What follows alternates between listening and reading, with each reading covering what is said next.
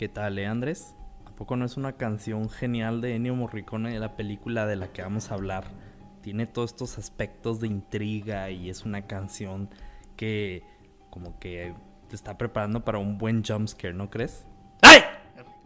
Feliz ombligo de semana. Ay, güey, qué cosas. Feliz ombligo de semana. Ánimo, raza. No se nos rajen. Mi nombre es Andrés. Mi nombre es Pablo. Bienvenidos a un nuevo episodio de Cinescopio Podcast. Este es nuestro tercer episodio de Octubre Lúgubre y hoy vamos a hablar sobre The Thing del 82. Una pequeñita película de terror. ¿Conocen el Among Us? Básicamente es la película. Básicamente la película de Among Us, juego muy divertido, pueden jugar ahí entre amigos, pero bueno. Pero también es mucho más que eso. Y bueno, el episodio consistirá de nuestro análisis y reseña y al final les dejaremos unos datos curiosos sobre esta película. Y habrá spoilers desde el comienzo del episodio, así que no digan que no les dijimos. Vaya, si no la han visto, vayan a verla y luego regresen a escuchar el resto del episodio. Sí, de hecho la película ya tiene como 40 años casi, entonces no la manchen, vayan a verla. Sí. Pero bueno, antes de comenzar, este podcast lo pueden escuchar en YouTube y su plataforma favorita de podcast. Y si les gusta lo que hacemos aquí y quieren estar al tanto de los episodios que vayamos sacando, pueden seguirnos en Instagram como Cinescopio Podcast, se los agradeceríamos muchísimo. Demasiado. Pero bueno, ok, ¿por qué The Thing, Pablo? ¿Por qué decidimos hacer un episodio específico teniendo tantas películas de terror sobre The Thing? Hijo, qué buena pregunta. Mira, yo estoy a lo mejor un poco mal basado, que mi opinión, porque es mi película favorita de terror. Y por muchas razones por las que vamos a discutir. Pero es que The Thing representa, creo yo, un poco de lo que queremos hacer también con Octubre Lúgubre. Primero que nada, la película es una muy buena película de terror. Súper bien hecha. Segundo, representa todo esto porque es una saga. Hay 3 películas. La del 51, que se llama La Cosa del Otro Mundo. Está La Cosa de 1982. De hecho, está curioso, güey, porque The Thing, la del 82, se tradujo como La Cosa del Otro Mundo. Ajá, ándale. Y la película del 51 se llama The Thing from Another World, que literalmente se traduce como La Cosa del Otro Mundo, pero la tradujeron como El Enigma del Otro Mundo. Ah, El Enigma. Ajá, Órale. o sea, fue hasta el 82 que tradujeron literalmente el título de la del 51, pero la del 82 teniendo otro título, pero bueno, eso ya Fíjate, queda como dato curioso. qué interesante porque bueno, ahorita lo hablamos más a fondo, pero sí, creo que sí quedan mejor en español, quizá, por otras razones, pero bueno. Y obviamente también tenemos la tercera película, ¿no? Que es la del 2011, que es el remake de la del 82. Pero todos son como remakes de uno del otro, ¿no? El predecesor. Bueno, no diría que la del 2011 es remake, güey. Yo es más bien como que una película de acompañamiento. Ajá. Es digamos la hermana de la del 82. La hermana fea, muy fea. Sí, porque es como un remake como tipo espiritual, ¿no? Pero sí, no es la misma película para nada. Y bueno, ahorita vamos a discutir más de eso, ¿no? Pero bueno, en fin, lo que quiero decir es que para mí se me hace que es como una demostración de cómo cada película es hecha en diferentes momentos en su propia época y representan cada uno que más o menos que son los miedos de esa época. Es, bueno, con la excepción de la última, porque la última no, a mí no se me hizo que estuvo muy buena ni de acuerdo a la época, pero o sea, tiene todo este desarrollo que creo es lo que discutíamos en nuestro primer episodio del Octubre Lúgubre. Pero ¿tú qué piensas, Andrés? Sí, no, de acuerdo contigo. Creo que es una muy buena película porque desde el primer instante ya hay una incógnita, una intriga, hay acción y como dices, refleja muy bien los miedos de su época, así como la del 51 reflejaba sus propios miedos también. Y bueno, hoy en día es una película que cobró más vigencia de lo que alguien se hubiera imaginado, porque, bueno, trata sobre estar secludido, estar, digamos, encuarentenado en un lugar, como ha estado este 2020, y digamos, no sé, de alguna forma pudiéramos comparar a La Cosa con el COVID. Uh-huh. Y bueno, también ahora en el 2020 fue cuando resurgió este juego el Among Us que mencioné al principio, y es básicamente fue la inspiración de este jueguito tan famoso que ahora pegó muchísimo en este 2020. Entonces está más vigente que nunca.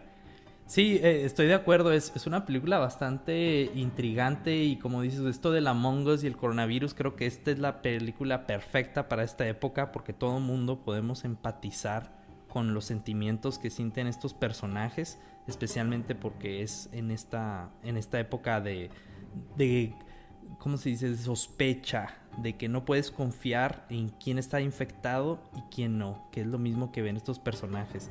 Y creo esto es porque en esa época, en el 82, cuando la hizo este gran maestro del terror, John Carpenter, que hizo la película de Halloween, tenían este miedo sobre el SIDA, de quién se contaminaba, y de hecho tiene muchos aspectos sobre la sangre esta película. Y bueno, a ti, ahora empezando la película, la discusión, ¿qué se te hace que es la premisa de esta película? Pues básicamente, como yo la resumiría, es muy fácil de resumir. De hecho, el logline o premisa que siempre tiene un guión cuando se presenta una película es la trama resumida en una frase. Yo creo que sería que un equipo de investigación en la Antártida es atacado por un extraterrestre capaz de adoptar la forma de sus víctimas. Sí, estoy de acuerdo. Esa es básicamente la premisa para mí. Sí, es una premisa bastante simple, pero tan efectiva, ¿no?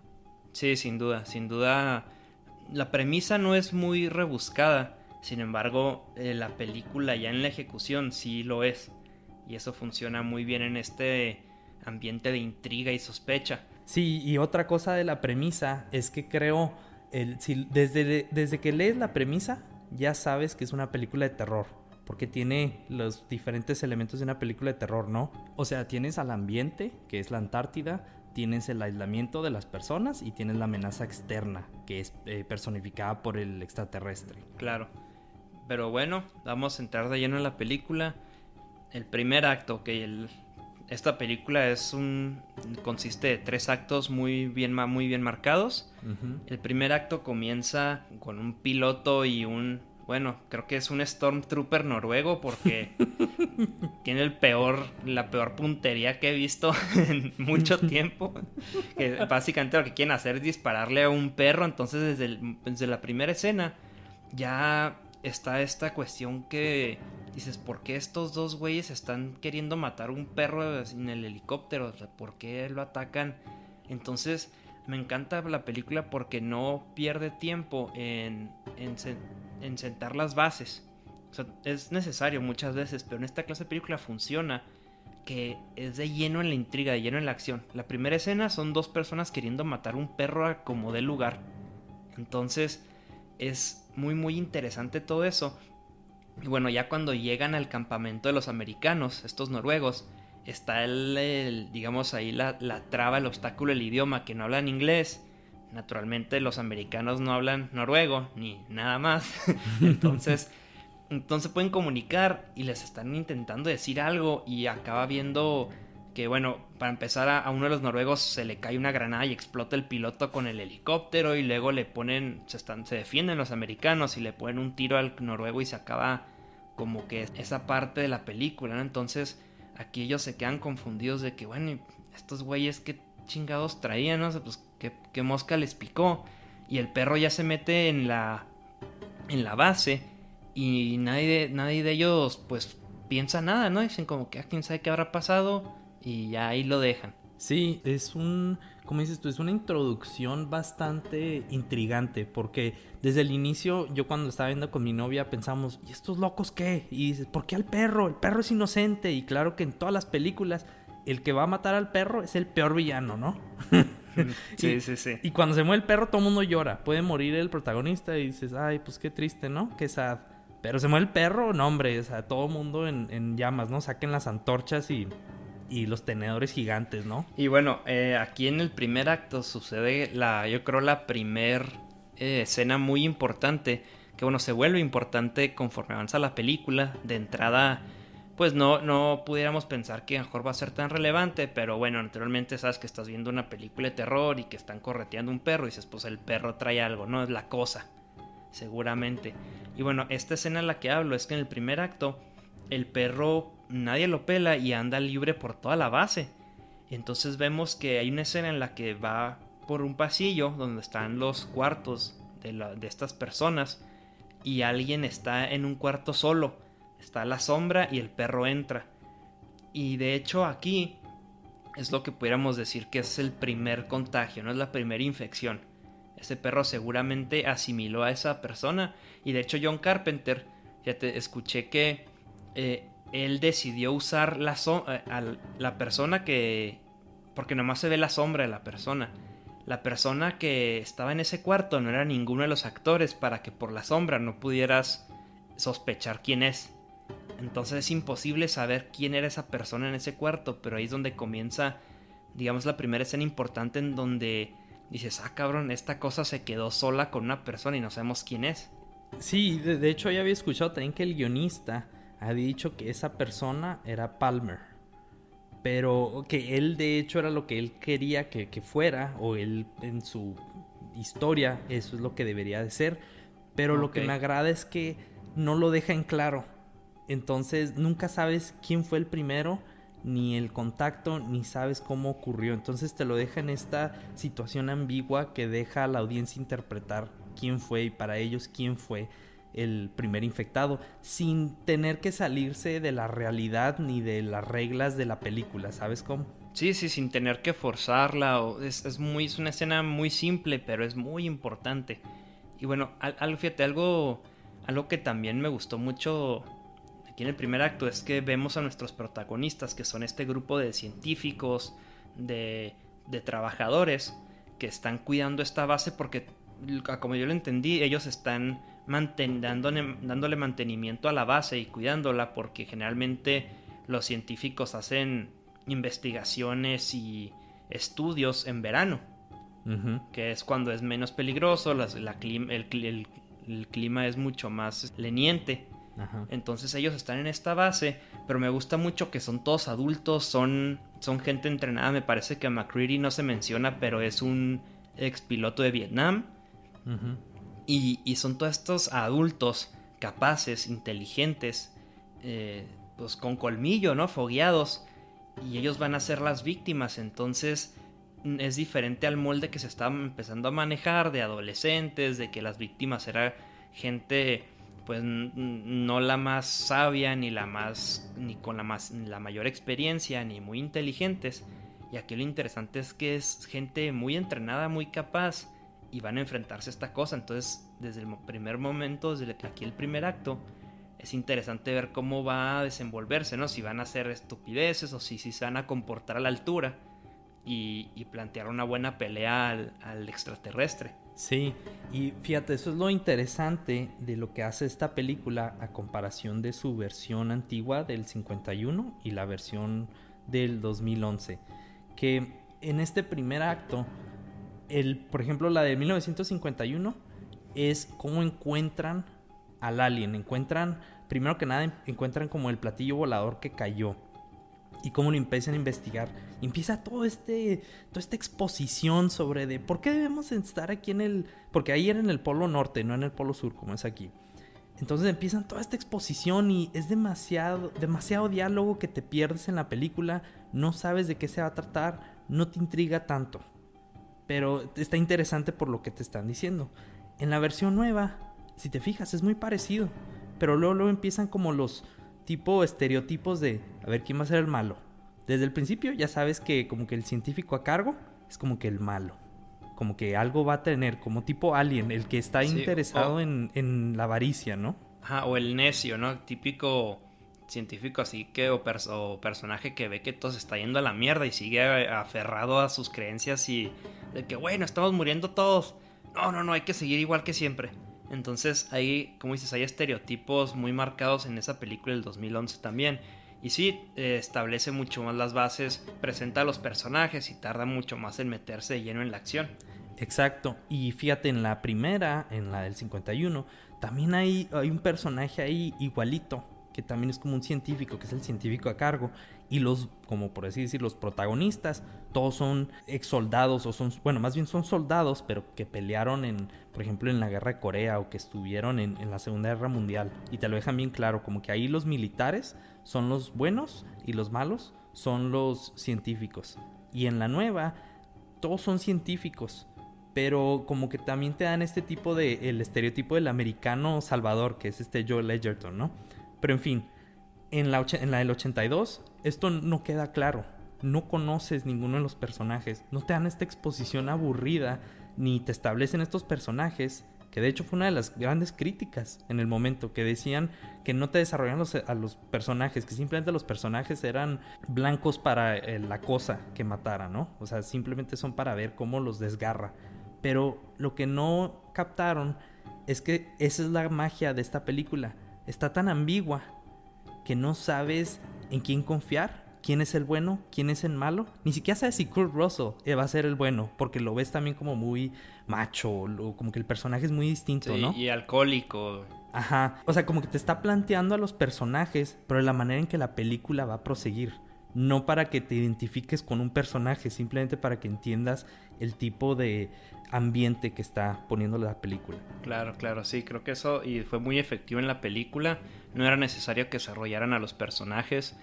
Y bueno, el primer acto termina con un acto, con una, digamos, una escena muy relevante, que es cuando la cosa esta por fin se manifiesta dentro del cuerpo del perro e intenta asimilar a los otros perros, porque eventualmente se descubrieron de que, oye, porque este perro lleva aquí como 2 días moviéndose entre todos, hay que encerrarlo. Entonces ya cuando lo encierran se intenta asimilar a esos perros y se empieza a transformar y hace todo este ruidajo, empiezan a llorar todos los perros ahí en la jaula. Entonces es cuando ellos llegan y ven a esta cosa a medio lonche que no se come a todos los perros. Dicen, ¿qué es esta pendejada? Entonces ya la queman y es cuando termina el primer acto, ¿no? El primer acto termina cuando descubren la presencia de pues esta criatura extraña que nadie conoce, y descubren que pues hay algún problema en el paraíso, ¿no? Y bueno, antes de esto, también cuando llegaron los noruegos, estos locos disparando, ellos fueron a la base de los noruegos y descubren una figura humanoide muy, muy extraña y muy, muy rara. Uh-huh. Y se la llevan de regreso a la base y bueno, le hacen una autopsia y todo esto y descubren que pues son órganos normales, pero es una figura humanoide muy deforme. Uh-huh. Y bueno, ahí termina el primer acto, ¿no? Con la cosa por fin manifestándose entre nuestros protagonistas. Sí, y yo creo que es un primer acto demasiado efectivo porque, como bien dijiste, Andrés, viene con la intriga de inmediato, no plantea mucho a los personajes, pero es por un sentido, y luego llega directamente al punto de sin regreso, ¿no? Como dices tú, la amenaza en el paraíso, el alien. Y algo que se diferencia también de la película antigua y de la película nueva es que en estas dos películas no sale la amenaza aún. O sea, sí, obviamente sale en el primer acto, pero no es tan rápido, no tiene ese paso, ese momentum que tiene esta película. En la primera no sale el monstruo hasta creo lo que sería más de la mitad de la película. No salen los primeros 10, 15 minutos. En la nueva tampoco. Y también algo que me agradó mucho de esta escena de cuando se manifiesta como alien, después de estar como perro, bien el título de la película dice La Cosa. No puedes describirla. Tiene, no sé, ¿cómo se te figura a ti, Andrés? Se me hizo que no tenía una figura alguna. Tiene rasgos como de insecto, pero también mantiene rasgos de las criaturas que asimila. Entonces tenía ya también figuras como humanas, tenía partes de perros, tenía como cabezas de perro y patas. Entonces es una masa cosa.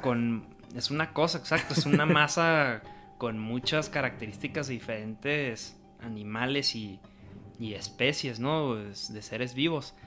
Y bueno, algo que también, fíjate, me gustó mucho, algo que en el primer acto y que ayudó a que la intriga fuera un mayor, es que cuando van a investigar a la base noruega, que encuentran todos estos cuerpos quemados, así calcinados, descubren a alguien que se cortó la garganta, se suicidó, descubren mucha información que estaba investigando este grupo noruego, pero ven que no hay nada, no quedó nada, están todos muertos. Está destruido, calcinado también el establecimiento. Entonces ahí es cuando dicen, o sea, de ahí dices, cara, o sea, qué tan poderosa es esta cosa que ya borró del mapa a todo un grupo de científicos, ¿no? Y ahora va por los siguientes. Y bueno, de ahí es donde se dan la idea de que, pues mira, si estos güeyes quemaron esta pendeja, nosotros la tenemos que quemar también. Y es cuando ya la queman. Y bueno, aquí es donde termina el primer acto, como mencionábamos. Y bueno, ¿cómo comienza el segundo acto?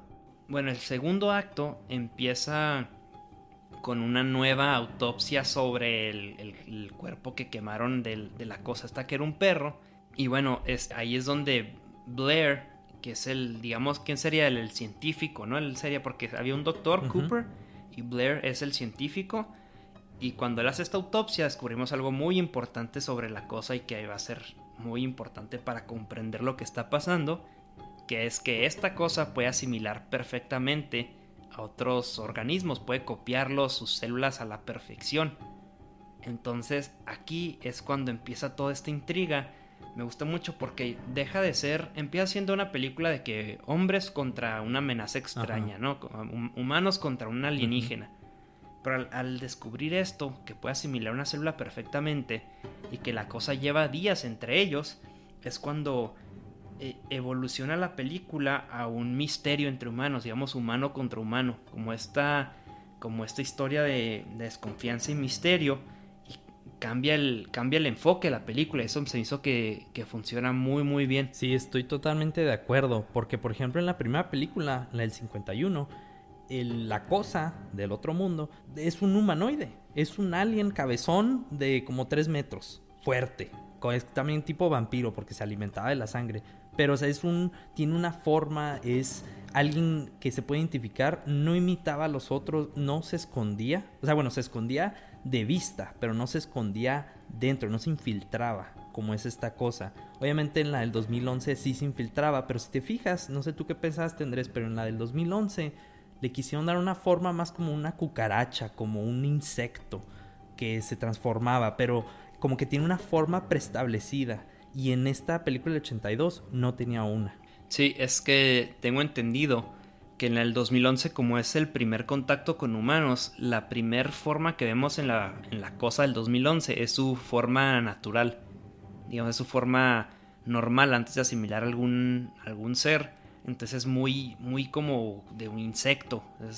Es muy, tiene muchísimos rasgos. Tiene garras como no sé, aguijón. Tiene todas estas patas como de insecto. Y ya cuando asimila humanos, perros, es cuando ya llega a la forma mucho menos, digamos, identificable del 82. Pero sin duda es mucho mejor verla, no poder definirla, pues no encontrarle una forma. Porque entonces dices, es que es una cucaracha gigante, pues, que come gente, ¿no? Y en el 2011. En la otra es un extraterrestre muy alto. Pero en esta, que es digamos, ya trae todas estas asimilaciones, es mucho más efectivo verla, pues que es una masa. Pues. Un extraterrestre amorfo, ¿no? Y de hecho, comparado con el 2011, los efectos de esta están cañones. El maquillaje es impresionante de esta cosa. Y se ve mucho más tenebrosa, bueno, tenebrosa, pero asquerosa, sí. y se ve más, pues, incómoda. Es más difícil de ver esta cosa del 82 que del 2011. Estoy de acuerdo. Porque el 2011, aunque se supone que es la misma cosa, y tiene sus tentáculos estos bien largos y sus patas de insecto igual que el 82, esta fueron efectos especiales. Y fíjate qué relevante que 30 años después... Sí, son mejores los efectos del 82, sí. Porque el maquillaje y que sea un efecto práctico lo hace mucho más asqueroso. El otro se ya crean efectos especiales luego. Y era como que es un alien así, pues efectos especiales y con sangre, pero no se ve realista. Sí. La neta. Sí, estoy de acuerdo. Y esta se ve machín. Se ve y dices, qué asco, güey, qué asco. Sí, de hecho, eso es lo que me impresiona más de... El que hizo los efectos especiales, ¿no? Que es Rob Bottin, que o sea, el nivel de detalle que le pone a la cosa. Por ejemplo, cuando se convierte de perro se manifiesta a alguien, si te fijas, como que la boca que se abre son un chorro de lenguas de perro, como con dientes. O sea, no es como una flor, o sea, como que te digo, es amorfo, pero tiene todos estos detalles que te da como los tips de que es parte perro, es parte humana y todavía tiene parte de la suya. Sí, de acuerdo. Entonces, ya cuando ya descubren que puede imitar las células y todo, también descubren que descubren información de los noruegos de una nave espacial que está enterrada en el hielo. Y lo ya hacen estudios y dicen, tiene 100,000 años enterrada esta cosa. Entonces, muy probablemente lo que pasó fue que llegó en la nave, intentó escapar y acabó congelada, ¿no? Y por eso nunca llegó a un lugar más poblado. Y bueno, aquí es donde empieza ya a haber esta degradación de la relación entre los humanos, porque Blair, quien hizo la autopsia de las dos criaturas y quien ya descubrió que esa cosa puede imitar perfectamente, empieza a volverse paranoico porque dice, no, esta cosa, o sea, ya pueden haber varios de nosotros infectados y no lo sabemos.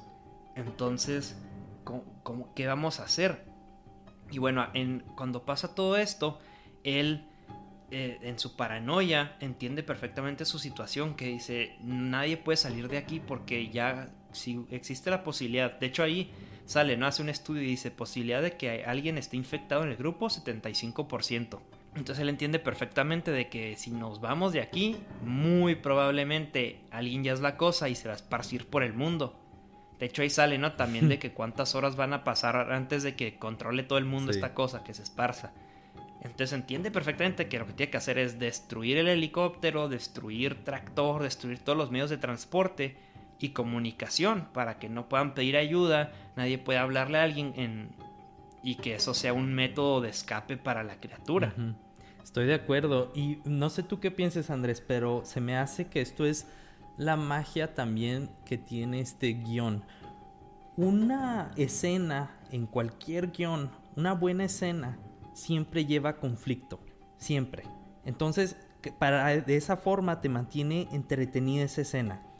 Pero cuando tienes que dar exposición, y exposición significa tienes que explicar algo para que la audiencia entienda, para que después entiendas por qué existe un conflicto, a veces muchas escenas en muchas películas se vuelven aburridas. O como que dices, pues nomás estoy recibiendo información que viene de la película. Entonces se pone un poco aburrido. Pero una muy buena película, un muy buen guión, hace que esta exposición te la dé por medio de otro conflicto, para que la escena fluya a la perfección. O sea, en otras palabras, básicamente no desperdicia diálogo ni escena para darte, primero que nada, conflicto, mantenerte entretenido, y segundo, darte la exposición que necesitas. Y yo creo que aquí esta película lo hace muy bien, porque el conflicto es, ok, acabo de darme cuenta que esta cosa imita a la perfección a todo este tipo de organismos. Y ahora me estoy dando cuenta que está pasando, o sea, que podemos estar aquí ya todos infectados. Y luego que puedes salir adelante. O sea, tú mismo estás entretenido cuando estás entendiendo qué es lo que hace la cosa, cuál es la amenaza, por qué es tan amenazante y qué es lo que va a presentar de problemas futuros a la gente que está presente en esa estación. Sí, es como, o sea, como que junto con Blair, conforme él va dándose cuenta de cómo funciona, tú también dices, o sea, cuando Blair dice, ¡a la madre! Es cuando dices, ¡ah, chingada! Esto está, o sea, es el potencial que tiene esta cosa de esparcirse por el mundo es gigantesca. Y es cuando o sea, aquí cambia, es por eso te digo que me encanta esto, porque es cuando cambian las reglas del juego, ¿no? Es ahora, no es tratar de matar a la cosa, sino, o sea, sí, pero ya la prioridad es que no salga de ahí. Al menos lo vemos desde los ojos de Blair, los demás no entienden. Y bueno, Blair no es la mejor persona para comunicarse, entonces empieza a hacer un cagadero en la base en vez de simplemente decirles. Pero bueno, también es porque no puede confiar en nadie. Entonces hace este desmadre de destruir el tractor, el helicóptero, el radio. Y naturalmente todo el grupo lo encierra. Y es cuando me parece que hay una escena que le dice que no puede confiar en nadie a McCready, ¿no? Al personaje de Kurt Russell. Y bueno, conforme pasa todo esto, Bennings, quien es un integrante de ellos, se queda solo con el cuerpo quemado de la cosa. Y resulta que sus células están vivas a pesar de estar quemado. y asimila al Bennings. Entonces, pero bueno, en eso entra Windows y descubre la cosa está asimilando a Bennings y pues ya la queman otra vez, ¿no? Pero aquí es donde ya vemos el primer ejemplo, bueno, la primera escena en la que ya vemos cómo asimila la cosa y que sí lo puede hacer. Entonces aquí es cuando todos dicen de que, chingada, ya todos entienden de que, ok, ya no puedo confiar en nadie aquí porque ya cualquiera puede ser esta pendejada del espacio. Sí, de hecho es lo que me agrada cuando después Bennings, ¿no? Que lo ven, de que yo lo vi tragándose a Bennings y que ven a Bennings corriendo hacia afuera y que dice Windows, ese no es Bennings, es la cosa, yo lo vi. Y llega MacReady, que es lo primero que hace, le dice, Bennings, alto, disparo. Y en eso voltea Bennings, pero pues es la cosa, trae las manos todavía todas deformes. O sea, todavía ni siquiera está bien imitado. Sí, y ahí es cuando lo queman y dice Gary, que es como el capitán, que fue el que mató al noruego al principio. Dice, no, ese es Bennings, yo lo conozco por 10 años, ese es. Pero pues tú ves que el otro hace... No, ese no es Bennings. Sí, porque... no es Bennings. Espero que no ha sido Bennings. Se levantó de malas el güey, sí. Igual y nomás tenía un problema en la boca, algo así. Le dolía la espalda, no sé. No, traía coronavirus. Lo quemaron al pobre. Entonces, bueno, y después de esto ya proponen que hacer una prueba de sangre de todos, pero entonces alguien destruye las pruebas de sangre y como Gary es la única persona que pudo tener acceso, pierden la fe en Gary y ya MacReady toma el mando, ¿no? de la gente. Y bueno, aquí también en este inter encuentran a alguien que se suicida, que se quemó afuera se quemó en el intemperie, como que dijo, nada, ni madre, a mí no me van a asimilar nadie, yo me mato antes, pues me muero.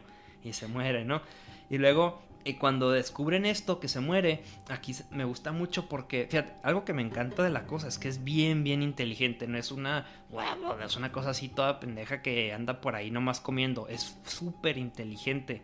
¿Y qué hace? Cuando al asimilar a alguien, de alguna forma deja pistas para que piensen que MacReady, Kurt Russell, está infectado, ¿no? Entonces deja ahí como unos pantalones de él rasgados.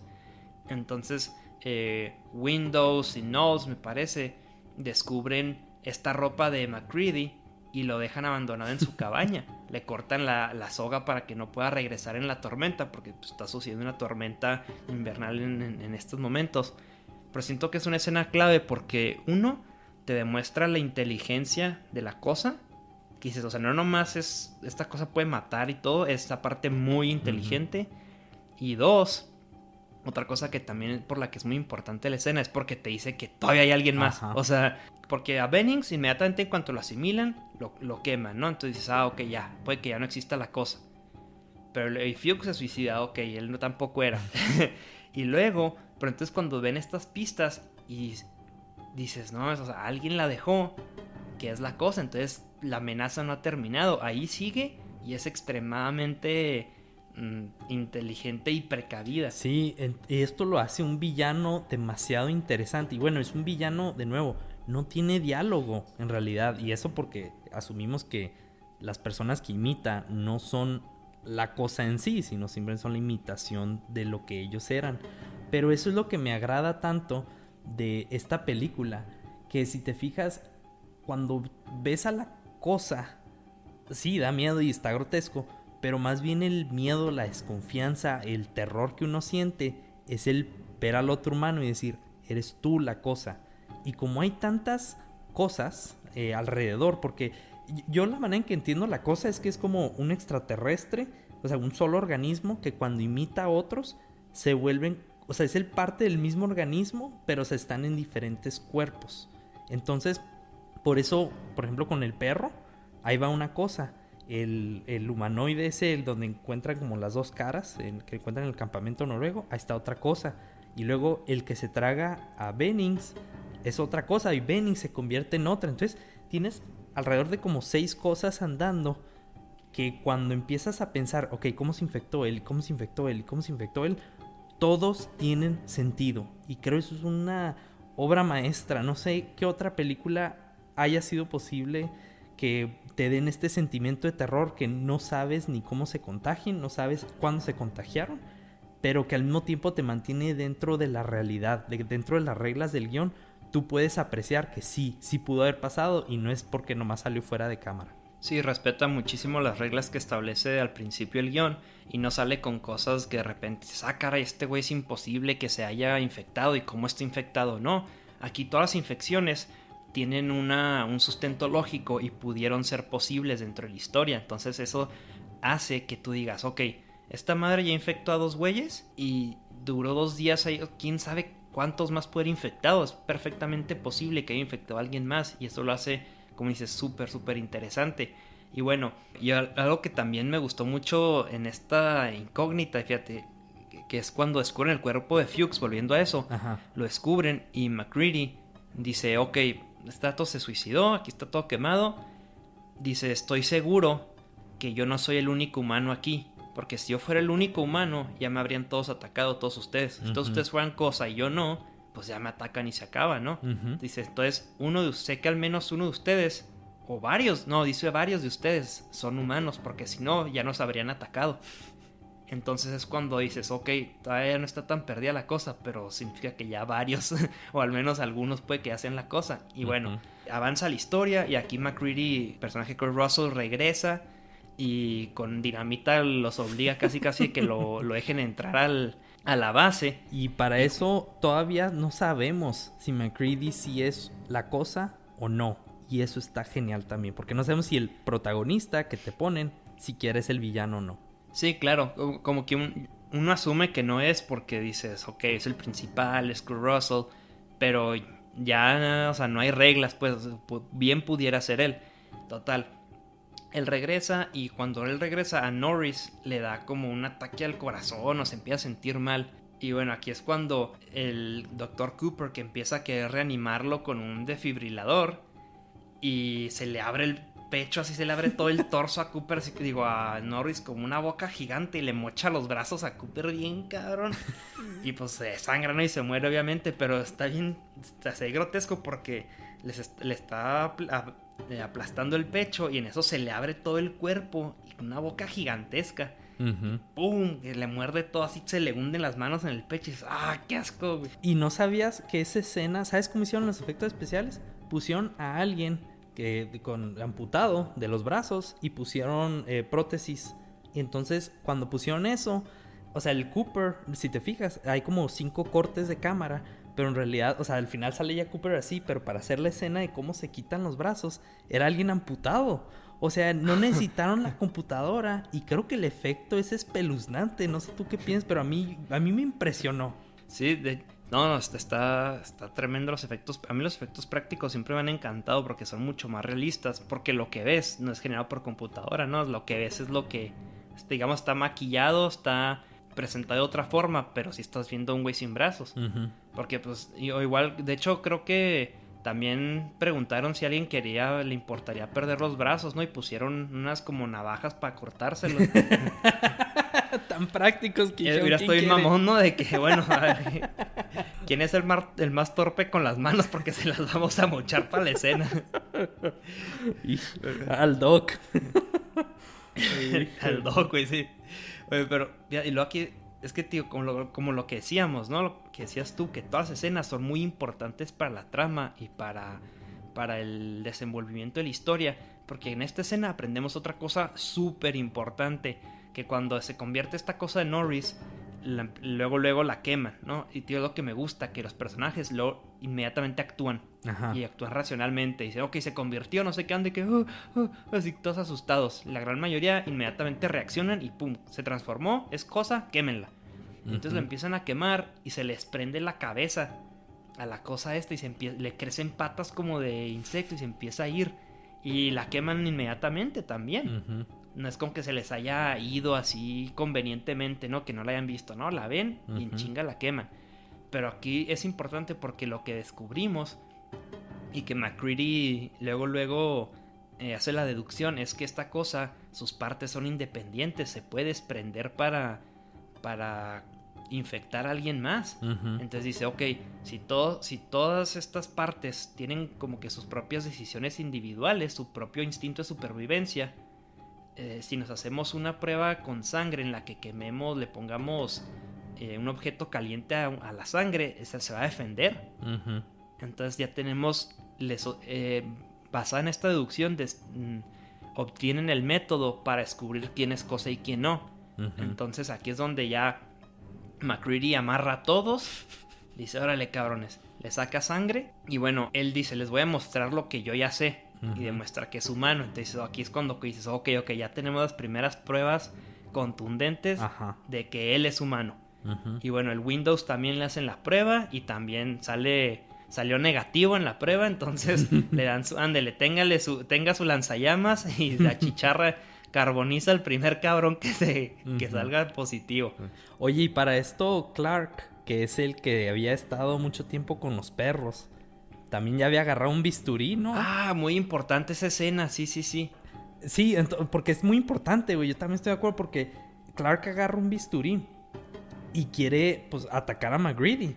Pero esto es justo antes de que hagan el examen, según me acuerdo. Entonces es como diciendo, es que Clark es la cosa, o quiere empezar a matar a MacReady porque MacReady se está dando cuenta de todas estas cosas. Entonces uno asume, y como Clark es el que pasó mucho tiempo con los perros, que pasó creo 2 días, o creo algo le había dicho a Blair con el perro. Sí, pues era el de los perros, el que los alimentaba, el que los cuidaba, fue el que guardó al perro. Entonces es perfectamente posible, inclusive probable que él sea. Sí, y entonces cuando lo ataca, pero MacReady saca la pistola, pero rápido, de western, ¿no? De oeste. Chinga, headshot, boom, sí. Money shot en la cabeza. Y termina y dicen, cabrón, claro que era humano. Es como, cabrón. O sea, ya no sabes qué está pasando. Entonces por eso esa escena de la sangre es tan importante.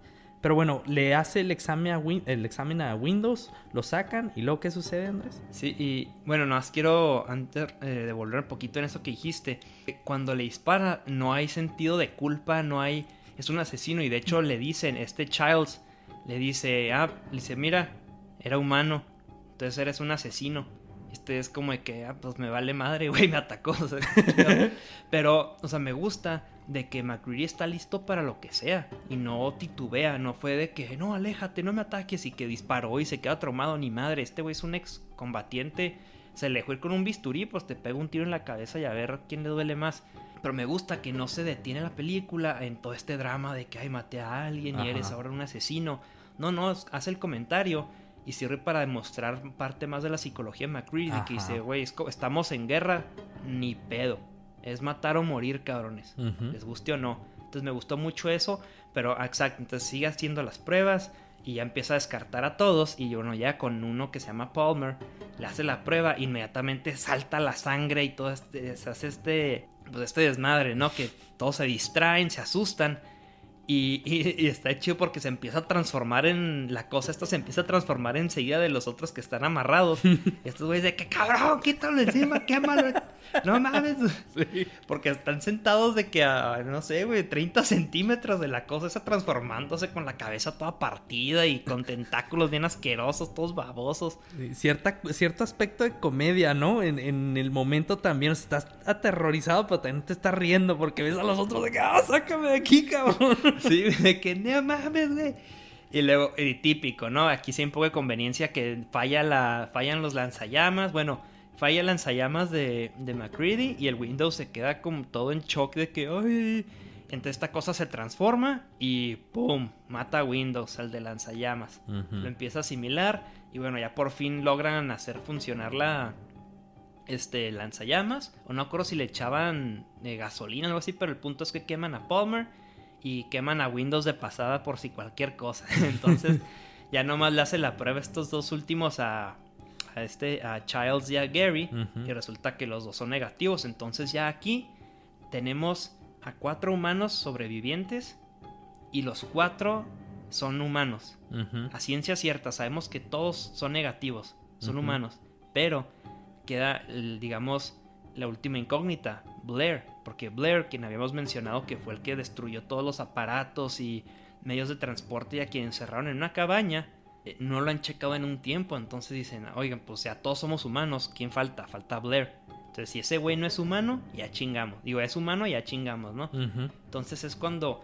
aquí, a partir de esto, yo diría que termina el segundo acto. Sí, estoy de acuerdo. Es cuando ya están todas las cartas sobre la mesa y empieza el desenlace, se empieza a llegar a un clímax, que es donde ya todos saben quién es humano, falta nomás ver quién no es y tomar decisiones. Entonces es cuando van a checar a Blair, dejan a Childs con un lanzallamas cuidando la base, y se van Gary, se va Knowles y se va McCready a checar a Blair.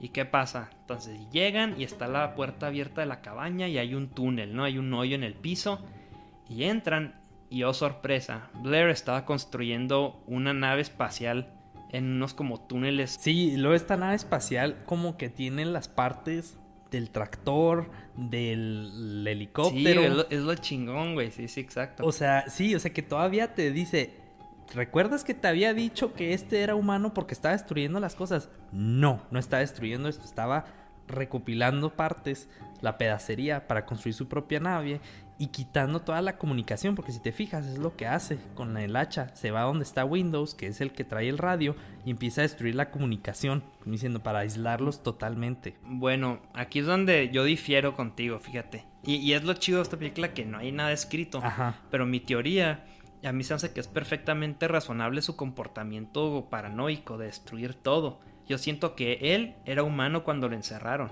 Uh-huh. Pero está la puerta abierta. A mí se me hace que uno de estos güeyes, en medio de la tormenta y toda esta confusión, uno de los hombres cosa fue y le abrió, porque está cerrado por fuera. O sea, alguien perfectamente podía abrir y alguien fue y lo asimiló, para mí. Entonces, al asimilarlo y estar encerrado y en esos túneles, tener la libertad de estarse moviendo por toda la base de manera subterránea y con la cubierta de la tormenta y la nieve y todo esto, para mí que dijo de que, mira, pues el Blair destruyó todos estos artefactos, voy a recopilar las piezas para hacer una nave.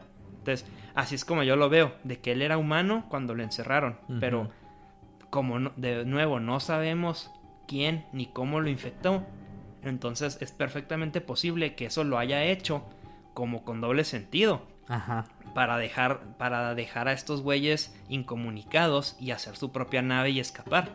Sí, exacto. Eso me encanta de esta película. Que todo lo que acabas de decir, yo también estaría totalmente de acuerdo. Pero me gusta esa parte que Blair empezó a destruir todo eso. Así como dejaron los pantalones de McCready, que dices que era bien listo. A mí se me figuró que eso fue lo que hizo Blair, que se contagió al estar haciendo todas estas cosas, estos experimentos, porque si te fijas lo dejan solo con las cosas, el cadáver. Entonces sí, cuando va para allá, ¿por qué puede hacer todos estos túneles? ¿Por qué puede construir todo esto? Porque lo dejaron solo. Por eso a mí... Bueno, que los túneles ya existían, ¿no? Sí, pero como que o sea, el tiempo que tuvo para poder trabajar en todo esto fue mientras ellos estaban peleándose y haciendo el examen de la sangre, y él tuvo todo el tiempo del mundo, porque si lo ves, la nave espacial pues estaba más o menos completa. O sea, sí, era y neta es un platillo volador. Así sí. Exactamente, es un platillo volador súper genérico. Pero sí, ya lo tenía casi completo. Uh-huh. Y entonces aquí es cuando dices de que chingadas, esta madre tiene forma de escaparse de aquí. Uh-huh. Y de hecho, no mencionamos, pero algo que es muy importante es que más anteriormente en la película hay algo muy importante que creo que McCready lo dice. Dice, esto ya, no exactamente así, pero de alguna forma dice, esto ya no se trata de, esto se trata de evitar que esta cosa escape. Nosotros vamos a morir. Dice, nosotros ya, o sea, tenemos que quemar todo esto, arrasar el lugar, pero tenemos que destruir esa cosa, y si lo arrasamos obviamente con el invierno y todas estas tormentas de menos 40 grados vamos a morir. Uh-huh. Pero ese ya no es ahorita es la supervivencia de la raza humana en esencia. Uh-huh. Tenemos que evitar que esta cosa llegue a lugares poblados aunque nos cueste la vida.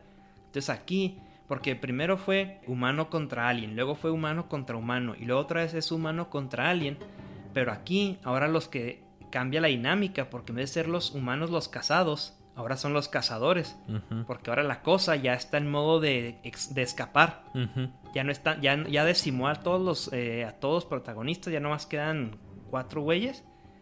Entonces ahora es como que ya escapa, ya quiere buscar escapar, ¿no? Y bueno, aquí cuando descubren todo esto, ven a Childs que está saliendo de la base y que va rumbo al generador. Sí. Y justo en eso el generador explota. Entonces ya tampoco hay energía eléctrica, no hay luz.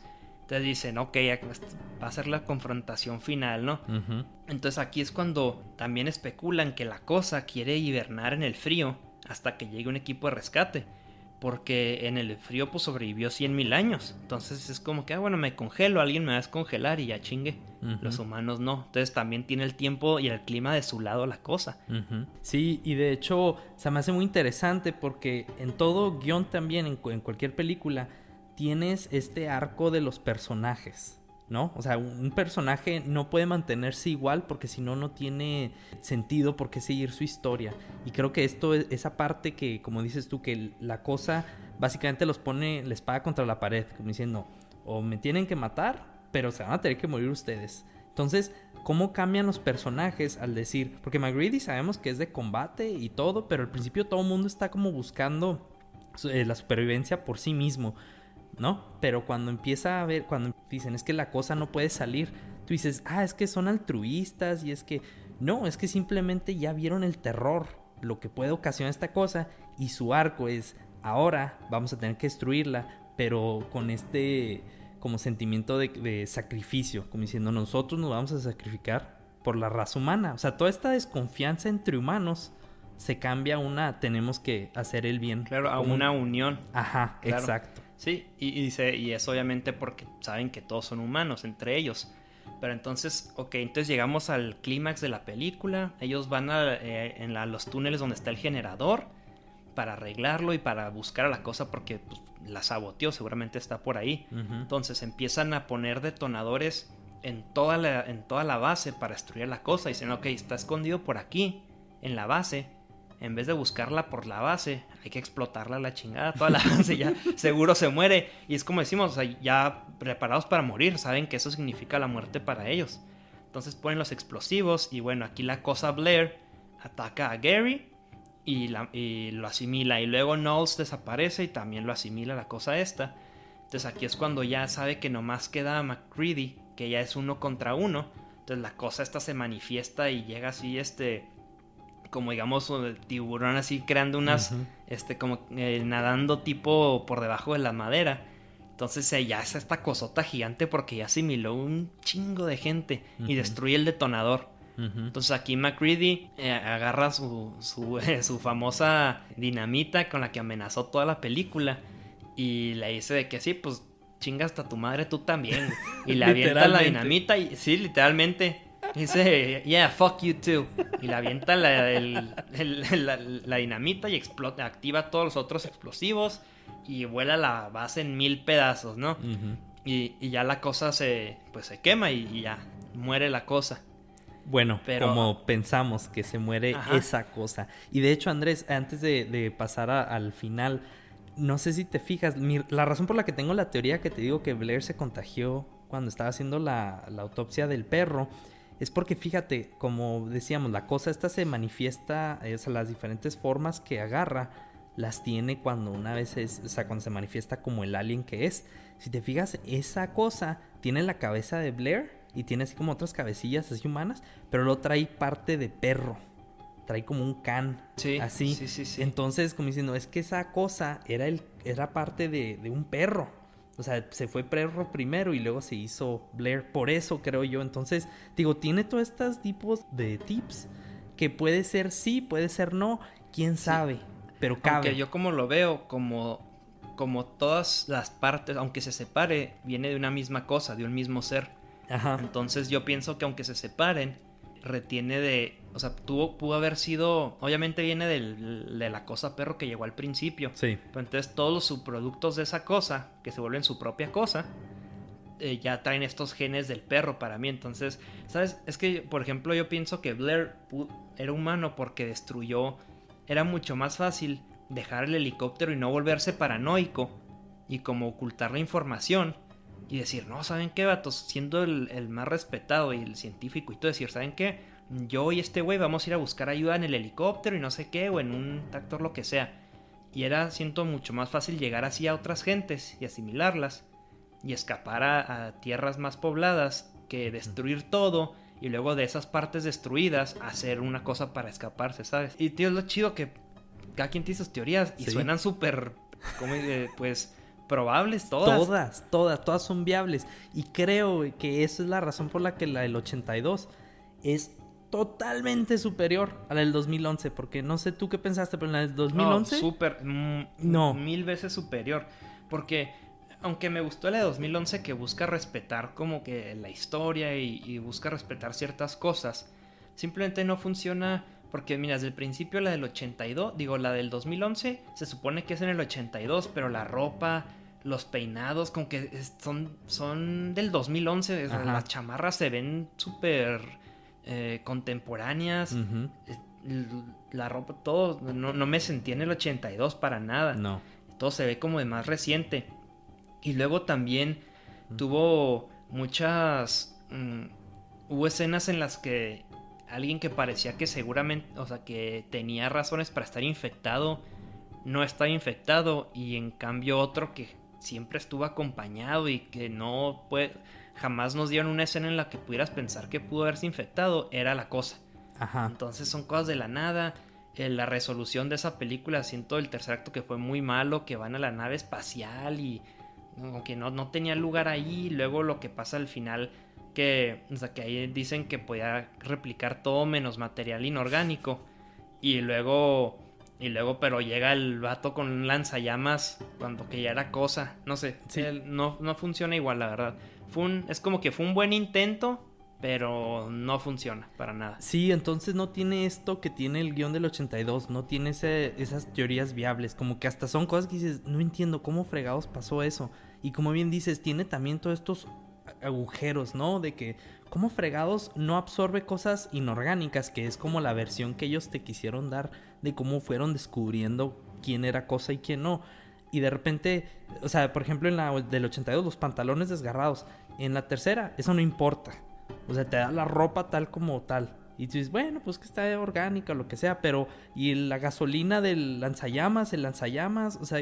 ¿Cómo sucedió? Entonces no te da ni siquiera... O sea, como que viola las reglas que establece el mismo guión. Sí, o sea, no es como que... No esperábamos que replicara el lanzallamas, pero lo que voy es que, por ejemplo, como dices, en el final...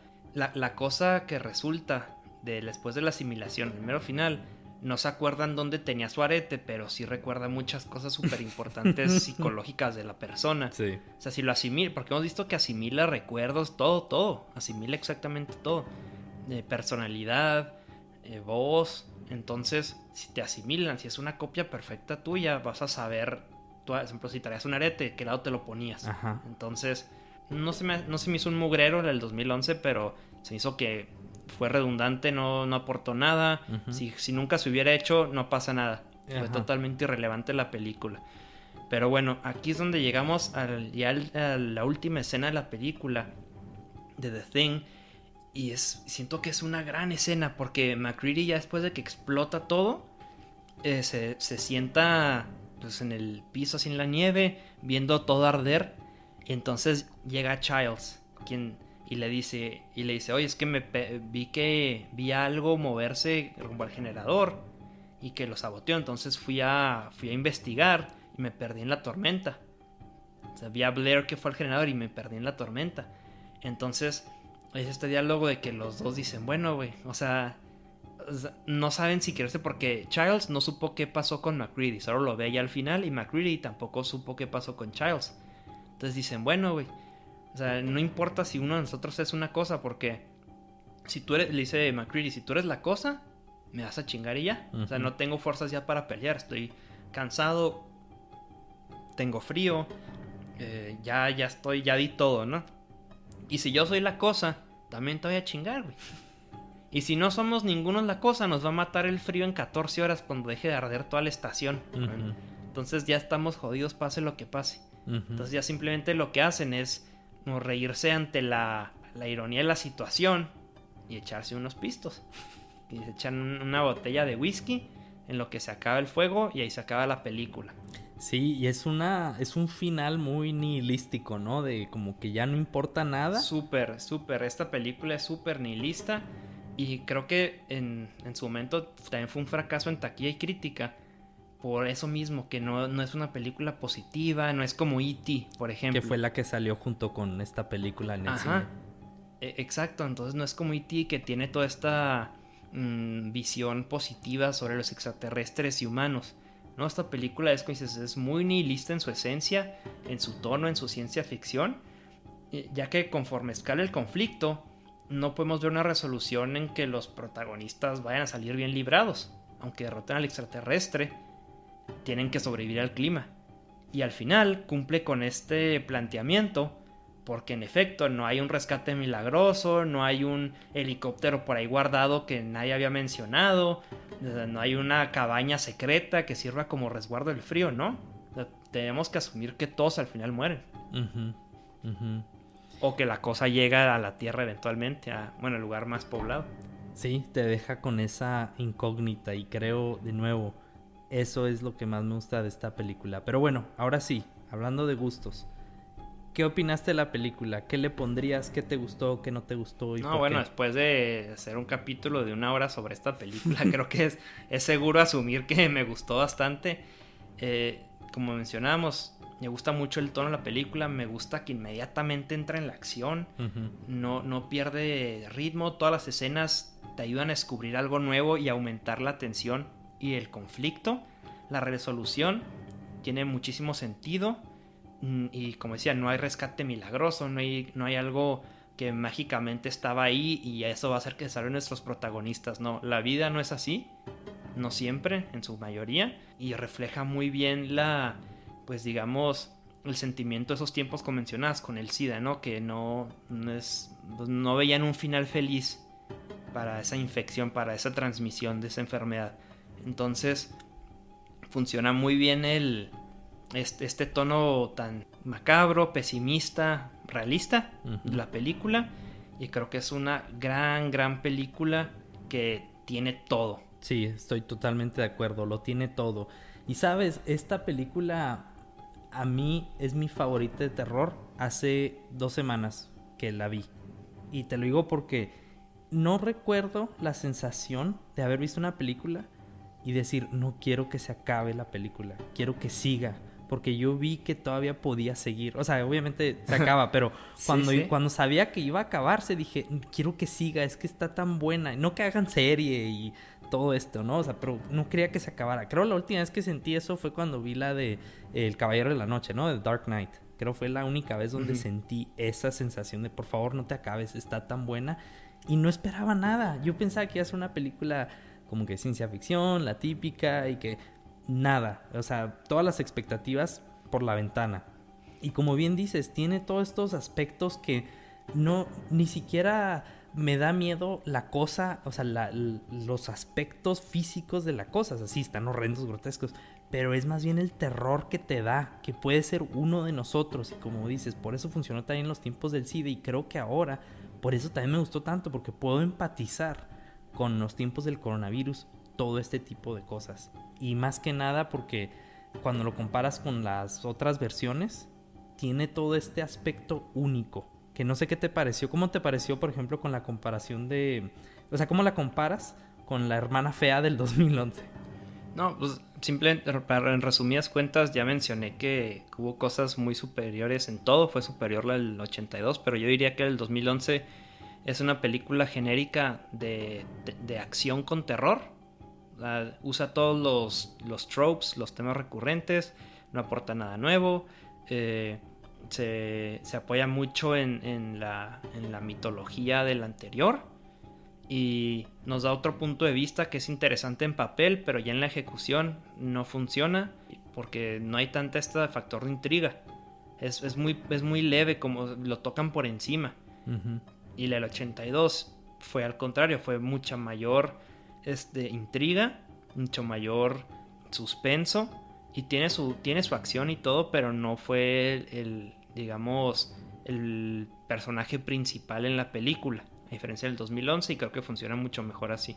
Sí, estoy de acuerdo, y más porque, no sé si te fijaste, en la de 2011 quisieron, como bien dijiste, es una película genérica de terror del momento.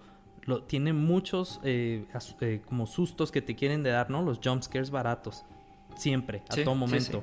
Sí. Y esta película del 82, puedo contarte a lo mejor con la mano, creo que son hasta 3 jumpscares, pero todos son bien hechos en el momento indicado y no te los esperas. O sea, las tomas de la cámara, con los ángulos, todo lo que hace John Carpenter, nunca te esperas más, ni siquiera baja el sonido para decirte, ahí viene un jumpscare, ahí te van a asustar, tranquilo, ahí va, agarra, y crear la expectativa. No, la hace inmediata. Me encanta, por ejemplo, la escena de la sangre, cuando dice, a ti te voy a hacer el examen al final, porque cuando le dice a Childs, ¿no? McGreedy, porque Childs y McGreedy se tenían de que no querían, ¿no? De que tú vas a hacer.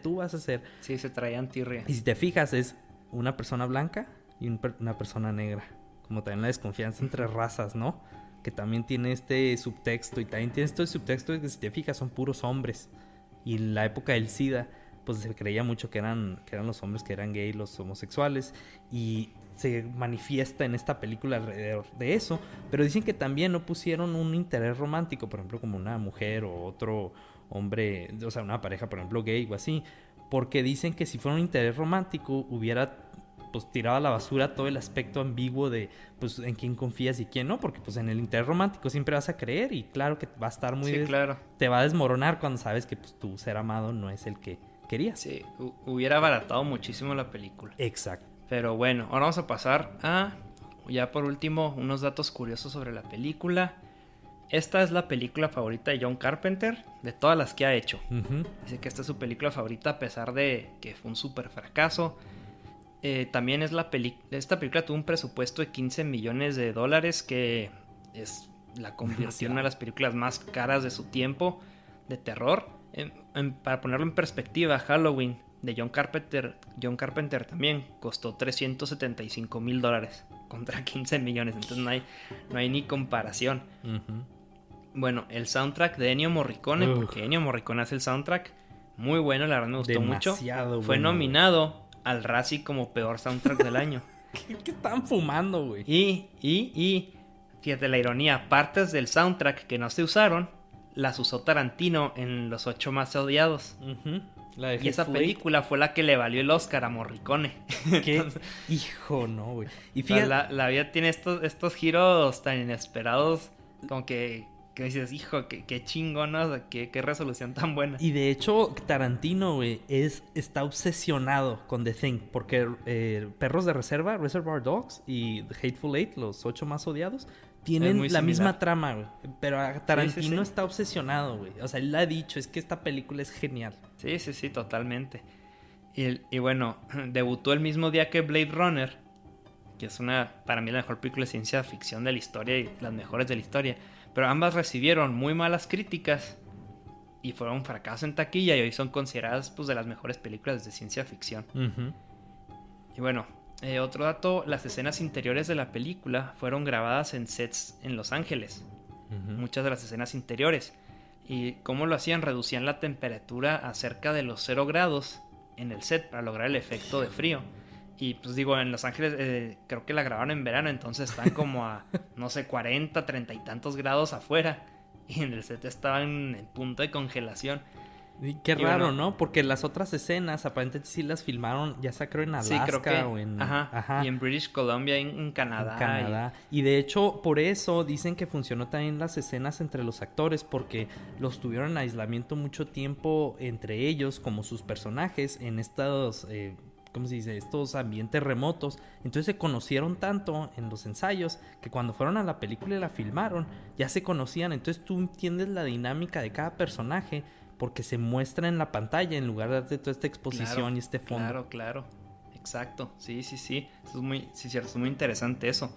Y bueno, Rob Bottin, quien creó los efectos de maquillaje extraordinarios. Para empezar, tenía 22 años cuando hizo esta película. Cabrón, yo no sabía eso. Y él prácticamente vivió en el estudio. O sea, vivió en el estudio y de hecho tuvo que internarse en el hospital en cuanto terminaron de rodar por la fatiga que tenía. Wow. Y es que el trabajo es increíble. Y de hecho, cuando fue todo este fracaso de la película, hasta los mismos actores decían, no, pues es que fue un fracaso por el maquillaje, ¿no? Por lo grotesco de la cosa, y que no funcionó, no le gustó a la gente y no se hizo un buen trabajo con el maquillaje.